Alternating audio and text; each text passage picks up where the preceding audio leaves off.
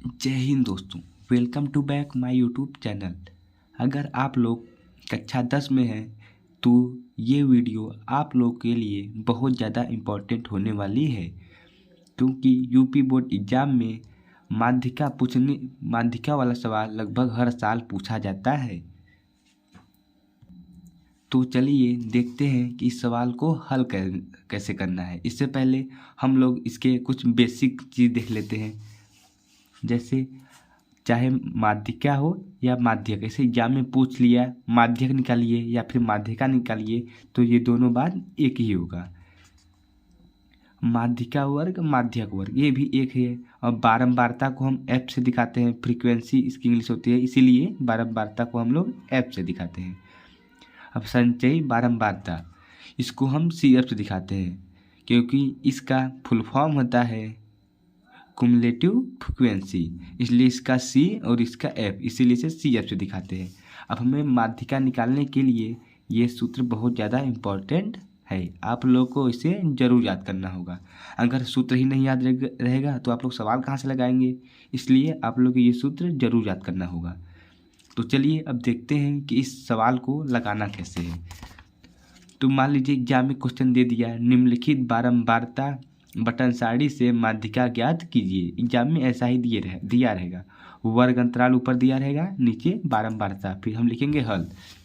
फिर ऐसे ही कॉलम बनाएंगे, एक साइड लिखेंगे वर्ग अंतराल बारंबारता संचयी बारंबारता, इतना हम लिख देंगे।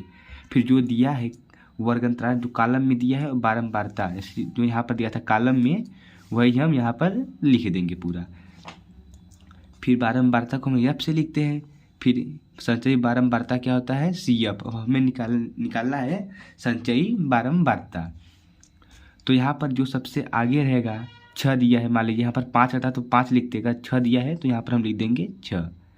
अब हम करेंगे क्या, जो 6 है 9 को 6 में 6 को 9 में जोड़ देंगे तो क्या हो जाएगा, 15 हो जाएगा।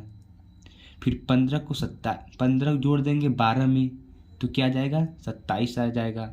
अब 27 को जोड़ेंगे 8 में तो 35 आ जाएगा। फिर 35 को जोड़ेंगे 15 में तो 50 आ जाएगा।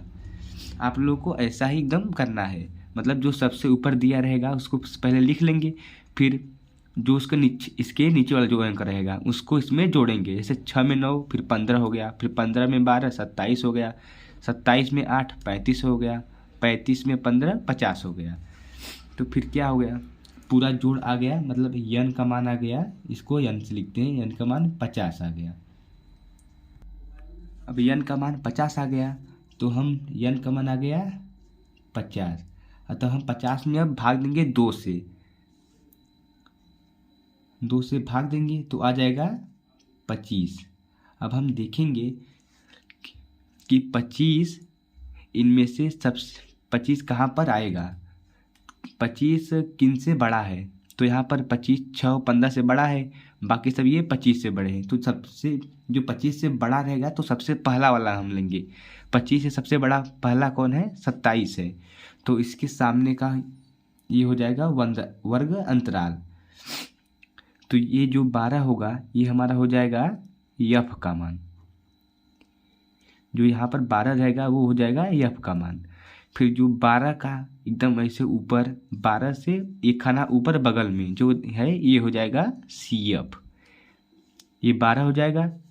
पहले देखेंगे जैसे 25 आ गया, 25 से जो सबसे बड़ा रहेगा वही देखेंगे। यहाँ पर 25 से बड़ा 27 है, 35 है, 50 है, तो 25 से जो सबसे बड़ा है पहला वाला वो 27 है। फिर 27 के सामने का 20 और 30 है वर्ग अंतराल। फिर जो बारंबारता 12 है वो हो जाएगा यफ, और यफ के ऊपर बगल में जो होगा इसको ये आपका मान हो जाएगा सी एफ का मान हो जाएगा। तो हमारा वर्ग अंतराल क्या है,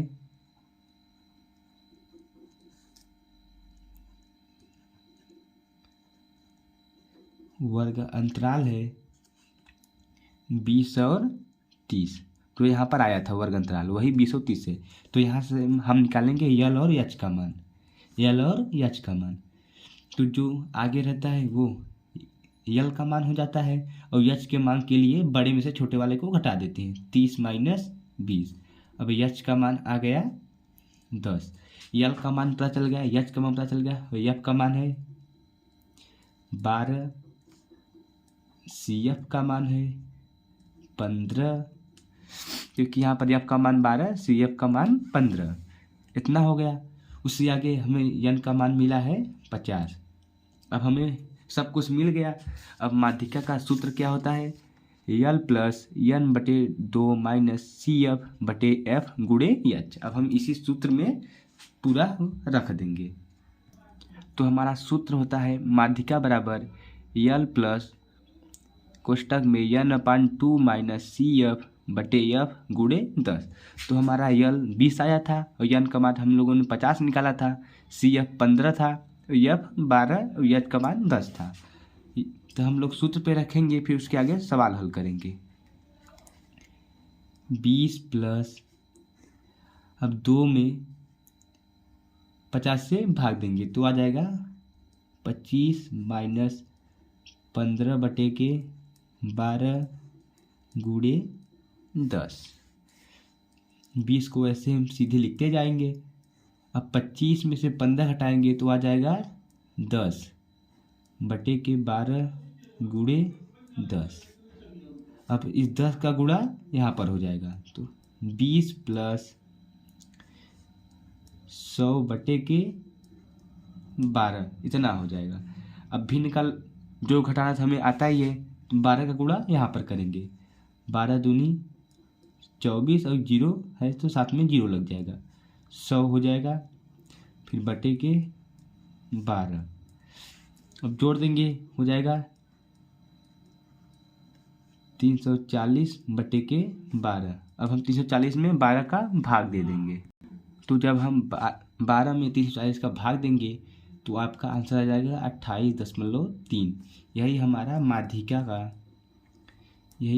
का मान हो जाएगा। सेम ऐसे ही आप लोग को एग्जाम में हल करना है।